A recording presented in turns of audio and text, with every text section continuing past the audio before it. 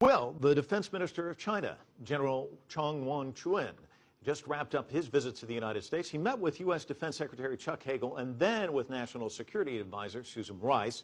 So what came out of all this visit? Joining us is my colleague, Wang Guan, who has been covering the defense minister's trip. And, of course, a big headline has been cybersecurity. This has been a point of friction between Beijing and Washington.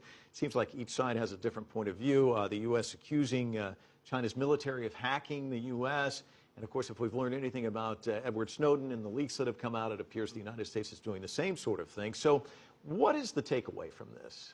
Well, you know, Mike, over the years when I was in China, talking to the senior Chinese military officials, and by being here talking to the Americans, the two sides don't trust each other.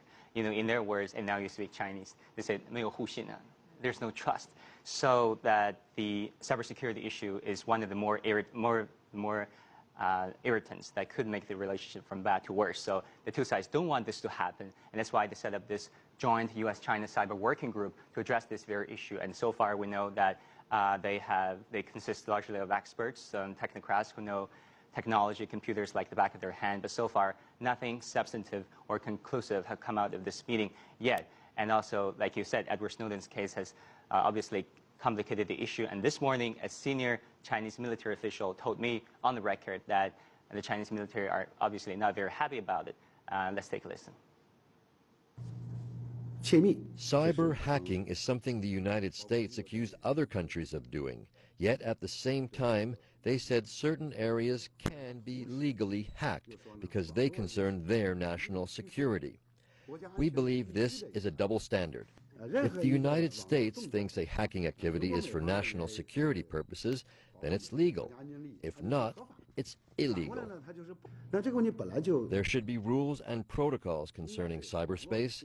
The rules of the Internet shouldn't be set by a single government. Now, it's worth mentioning that despite these differences, it appears that there's been some good momentum as a result of these talks, correct? Right, Mike. The momentum has been good over the past 2 years.